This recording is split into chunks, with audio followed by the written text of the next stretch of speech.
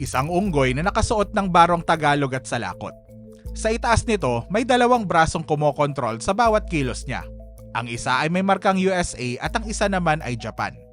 Pagkatapos, itinapon nila ang unggoy sa dagat kung saan binugahan naman nito ng water cannon mula sa isang barko. Ang unggoy na yon ay ikaw at ako. Pinapalabas nila na unggoy tayong lahat. Noong July 10, 2026, nagpost ang China Daily sa Facebook page nito ng isang video na ginawa gamit ang Artificial Intelligence o AI. Ang China Daily ay isang pahayagang pag-aari ng estado ng China. Lumabas ang video 2 araw bago ang ika-10 anibersaryo ng pagkapanalo ng Pilipinas laban sa China sa International Tribunal noong 2016. Kaya maaaring konektado sa anibersaryo ang timing ng video. Pero walang pampublikong ebidensya nagpapatunay na sinadya ang petsa ng paglabas nito. Tumugon ang pamahalaan ng Pilipinas. Naghain ng formal na protesta ang Department of Foreign Affairs at hiniling na alisin ang video. Tinawag naman ito ng mga opisyal na racist at nakakababa ng pagkatao ng mga Pilipino. Tama lang na magalit. Pero kapag sa unggoy lang tayo tumingin, hindi natin makikita ang tunay na mensahe. Dahil ang tunay na mensahe ay hindi ang unggoy. Nasa mga kamay ito na nagpapagalaw sa unggoy. Tandaan ninyo ang 2 kamay na yon dahil mamaya makikita natin kung sino naman ang gumagawa ng mga pekeng boses ng Pilipino sa usaping ito at kung bakit hindi buo ang kwentong ipinapakita ng China Daily. Bakit kailangang ipakita ang Pilipinas bilang isang bansa na hindi kayang kumilos ng mag-isa? Ito ang gustong ipahiwatig ng video. Wala raw sariling isip ang Pilipinas. Amerika at Japan daw ang nagdedesisyon para sa atin. At kapag ipinagtatanggol natin ang ating mga karapatan sa West Philippine Sea, sumusunod lamang daw tayo sa utos ng Washington at Tokyo. Bakit ito gustong palabasin ng China Daily? Dahil kapag tinanggap natin ang ganitong kwento, nababaliktad kung sino ang nanggigipit at sino ang ginigipit. Kung ang Pilipinas ay isang bansang ipinaglalaban lang ang sarili nitong mga karapatan, lumalabas na ang China ay isang makapangyarihang bansang umaabuso sa mas maliit nitong kapitbahay. Pero binabaliktad ng video ang kwento na ito. Amerika raw ang tunay na nanggugulo sa China at ginagamit lamang nito ang Pilipinas. Sa bersyon ng China Daily Video, para lamang tayong kasangkapang pinakikilos ng ibang bansa. At kapag ganito ang tingin sa atin, mas madaling baliwalain ang ating mga reklamo. Nang magprotesta ang Pilipinas, tinanong ang Foreign Ministry ng China tungkol sa video. Sinabi ng tagapagsalita nito na hindi ito ginawa ng gobyerno at wala siyang komento ukol dito.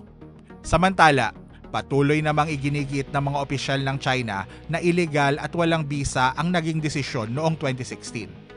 Pansinin natin ang tugon ng Beijing. Sinabi ng Foreign Ministry na hindi gawa ng gobyerno ang video at wala itong komento ukol dito. Sa sagot na yon, hindi nito kinondena ang video. Sa halip, agad nitong inulit na illegal at walang bisa raw ang arbitral ruling na siyang sentro ng mensahe nito. Bakit ginawang sentro ng mensahe ng video ang pagpapalabas na hindi sariling desisyon ng Pilipinas ang mga ginagawa nito? Makikita ang sagot sa papel na hawak ng unggoy. Noong 2013, sinimulan ng Pilipinas ang arbitration laban sa China sa ilalim ng United Nations Convention on the Law of the Sea o UNCLOS. Noong July 12, 2016, inilabas ng tribunal ang desisyon. Ayon dito, walang legal na basihan ng China para mag-angkin ng historic rights sa mga yaman sa loob ng 9-dash line na lampas sa mga karapatang ibinibigay ng UNCLOS. Natukoy rin ng tribunal na nilabag ng China ang sovereign rights ng Pilipinas pagdating sa exclusive economic zone nito. Pero mahalagang linawin kung ano lang ang sakop ng desisyon. Hindi nito pinagpasyahan kung sino ang may-ari ng bawat isla at batuhan at hindi rin nito ibinigay sa Pilipinas ang lahat ng isla sa pinag-aagawang mga lugar. Gayunpaman, malinaw ang hatol sa maritime claims ng China sa ilalim ng UNCLOS. Tumanggi ang China na tanggapin ang desisyon. At dito makikita ang epekto ng framing ng video. Kung sariling hakbang ng Pilipinas ang pagsasampa ng kaso at tayo mismo ang nanalo, lumalabas na natalo ang China sa isang legal na kasong isinampa ng mas maliit na bansa. Pero kung mapapalabas na plano lamang yon ng Amerika na ililihis ang usapan mula sa mismong legal na desisyon at napapalabas na tuta lamang ng Amerika ang Pilipinas. Kaya hindi lang ang arbitral ruling ang gustong siraan ng video. Gusto rin nitong palabasing hindi kayang magdesisyon at kumilos ng mga Pilipino kung hindi inuudyokan ng ibang bansa. At dito tayo dadako sa tunay na tanong ng kwentong ito. Ipinapahiwatig ng China Daily Video na Amerika ang kumokontrol sa mga desisyon at paninindigan ng Pilipinas. Pero may nahuli na rin bang mga grupong konektado sa China na gumagawa ng mga pekeng boses na kunwari ay mula sa mga Pilipino? Noong October 2025, inilabas ng Reuters ang sagot. Magsimula tayo sa isang maliit pero kakaibang detalye. Noong November 2021, habang binubugahan ng water cannon ng mga barko ng China ang mga sasakyang pandagat ng Pilipinas, nagtanong sa Facebook ang ambassador ng China sa Manila. Ano raw ang pinakagusto ng mga Pilipino tungkol sa China? Maraming positibong komento ang sumagot. 3 sa mga yon ay mula sa isang lalaking nagpakilalang si Vince Di Maano.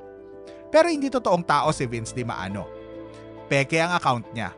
At ayon sa mga dokumentong sinuri ng Reuters, kabilang ito sa mga peking account na binayaran ng Chinese Embassy. Isa lamang ang peking Pilipinong yun sa mas malaking operasyon. Ayon sa Reuters, binayaran ng Chinese Embassy ang isang marketing company sa Manila na tinatawag na Infinitus Marketing Solutions para magsagawa ng lihim na kampanya sa social media. Sinuri ng mga reporter ang mga kontrata, internal documents at mismong mga account. Sa isang kontrata noong August 2023, malinaw na nakasaad ang trabaho ng kumpanya. Gabayan ang opinyon ng publiko sa Facebook at X. Layunin ng kampanya na pahinain ang suporta sa mga polisiya ng pamahalaan at maghasik ng alitan tungkol sa alyansa ng Pilipinas at Amerika. Ginamit din ang mga account para kontrahin ang paninindigan ng Pilipinas sa West Philippine Sea. Para magawa ito, gumamit ang kumpanya ng mga peking account na nagkunwaring ordinaryong Pilipino. Hindi bababa sa 10 sa mga ito ang natukoy ng Reuters. At sa sariling mga dokumento ng kumpanya, tinawag nila ang mga account na isang army. 10 ang natukoy. Hindi natin alam kung gaano talaga kalaki ang buong operasyon. Pero kapansin-pansin ang tawag na pinili nila. Hindi lang ito simpleng grupo ng mga account, kundi isang army. Matapos ipaalam ng Reuters sa Meta ang tungkol sa mga account, inalis ng platform ang mga ito dahil lumabag sila sa mga patakaran nito. Pero mahalagang tandaan ang sagot ng mga sangkot. Itinanggi ng Infinitus na nasangkot ito sa anumang illegal na gawain online. Sinabi naman ng Foreign Ministry ng China na hindi nakikialam ang Beijing sa mga panloob na usapin ng ibang bansa. At narito ang isang mahalagang paglilinaw. Maraming totoong Pilipino ang talagang tutol sa Amerika. Marami ang walang tiwala sa sarili nating pamahalaan. Meron ding mga gustong maging mas malapit ang relasyon natin sa China. Hindi ibig sabihin nito na peke o bayaran sila. Hindi ang kanilang opinyon ang problema. Ang problema ay ang paggamit ng pekeng pagkakakilanlan at ang pagtatago kung sino talaga ang nagbabayad. At ito ang sentro ng buong kwento. Ipinahiwatig ng China Daily Video na Amerika ang kumokontrol sa mga desisyon at paninindigan ng Pilipinas. Pero isang contractor na binayaran ng Chinese Embassy ang gumamit din ng mga peking account na nagpapanggap na Pilipino para impluwensyahan ang mismong usaping yon. Pero kahit tawagin pa nila itong army, hindi kayang baguhin ng 10 peking account ang isip ng buong bansa. Paano nga ba pinagmumukhang galing sa mga tunay na Pilipino ang mensaheng mula sa ibang bansa? Natuklasan din sa parehong investigasyon ng Reuters ang bahagi ng sagot. Ayon sa mga dating empleyadong kinausap ng Reuters, gumawa rin ng Infinitus ng isang page na tinatawag na Ni Hao Manila. Dinisenyo ang Ni Hao Manila para magmukhang lokal. Parang karaniwang Filipino news and culture page. Pero iisa ang direksyong tinatahak ng mga laman nito. Pinupuri nito ang lakas ng hukbong dagat ng China at binabatikos ang pakikipagtulungan ng Pilipinas sa Amerika. Ayon sa isang dating empleyadong nakausap ng Reuters, bumili ang Infinitus ng mga pekeng likes at followers para sa Ni Hao Manila, na artipisyal na nagpalaki sa nakikitang audience ng page. Matapos magtanong ang Reuters tungkol dito, inimbestigahan ng TikTok ang account at inalis ang mga peking follower nito. Mahalaga ito dahil kapag pinagsama-sama natin ang mga detalyeng ito, makikita natin kung paano maaaring magmukhang lokal ang isang mensaheng may dayuhang pinagmulan. Unang hakbang, gumawa ng mensahe ang isang grupong konektado sa ibang bansa. Ikalawang hakbang, inuulit ito ng mga peking account para magmukhang marami ng Pilipino ang sumasang-ayon.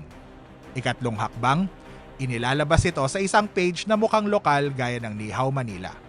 Ika-4 na hakbang, nakikita ito ng mga totoong Pilipino. Ikalimang hakbang, kapag binahagi ito ng ilan, maaaring tuluyang matakpan kung saan talaga nanggaling ang mensahe. Sa ganitong paraan, ang mensaheng may dayuhang pinagmulan ay maaaring magmukhang sariling opinyon na ng mga Pilipino. Ang posibleng maging epekto nito ay ang isipin ng isang tao na marami ng ibang Pilipino ang naniniwala dito. Sa ganitong paraan, ang pagsang-ayon ay hindi na nagmumukhang pagsunod sa Beijing. Magmumukha na lang itong pakikiayon sa ibang Pilipino. Pero ano ang mangyayari kapag ang isang Filipino journalist ay nag-imbestiga at nag-ulat tungkol sa ganitong operasyon? Alam natin ang bahagi ng sagot dahil may isang Filipina journalist na nag-imbestiga sa ganitong uri ng operasyon. Naglabas ang Philippine Center for Investigative Journalism o PCIJ ng report ni contributor Regine Cabato tungkol sa pro-China disinformation sa Philippine media at online platforms. At sinundan ito ng isang video report. Kapansin-pansin ang naging tugon dito. Hayagang inatake ng Chinese Embassy ang kredibilidad ng PCIJ at pinalabas na nagsisilbi ito sa interes ng Amerika. Sa mga sumunod na araw, maraming account na pinaghihinalaang peke o magkakaugnay ang mabilis na nagpakalat at nagpalakas sa mga pag-ataking yon. Kinondena naman ng mga grupo para sa press freedom ang pangaharas sa PCIJ at kay Cabato. Pansinin ang pattern sa dalawang kasong ito. Kapag may posisyon o report na hindi pabor sa Beijing, inilalarawan itong kasangkapan ng Amerika sa halip na sagutin ang mismong issue. Pareho ito ng framing sa video tungkol sa unggoy. Pero gumagana ba ang kampanyang ito? Sa pinakasimpleng sukatan, nananatiling mababa ang tiwala sa China. Sa isang nationwide survey na isinagawa noong December 2025, bago pa lumabas ang video, 13% lamang ang nagsasabing nagtitiwala sila sa China. Samantala, 79% ang nagsasabing ang China ang pinakamalaking banta sa Pilipinas. Pero hindi sinukat ng survey na ito ang epekto ng China Daily Video o ang mga partikular na influence operation.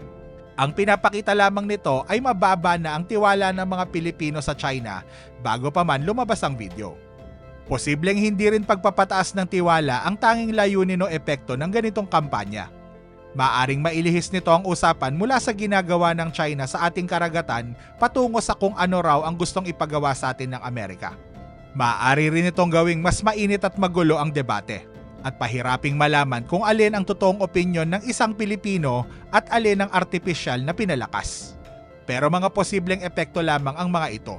Hindi ito patunay na may isang malaking planong kumokontrol sa usapan o na may isang grupo na nasa likod ng lahat. Bago din natin ibunton sa China ang lahat ng sisi, may isa pang tanong. China lang ba ang dayuhang kapangyarihang nagpanggap na Pilipino online?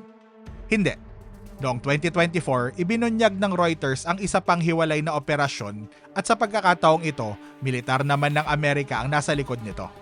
Mula 2020 hanggang August 2021, nagpakalat ang Pentagon ng mga mensaheng kumukwestiyon sa kaligtasan at bisa ng Sinovac vaccine sa Pilipinas.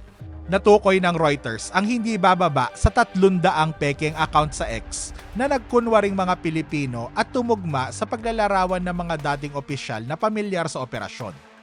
Gumamit ang mga ito ng mga mensaheng gaya ng China ang virus.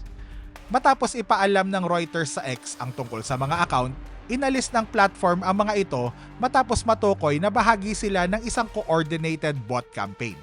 Kalaunan, kinalala ng Pentagon na nagpadala ito ng mga mensaheng kinu-question ang kaligtasan at bisa ng Sinovac sa mga Pilipino at inamin nitong nagkaroon ito ng mga pagkakamali sa COVID-related messaging. Pero mahalagang huwag paghaluin ang dalawang kasong ito dahil magkaiba ang mga ito. Sa operasyong konektado sa China, hindi bababa sa 10 pekeng account sa Facebook ang natukoy ng Reuters.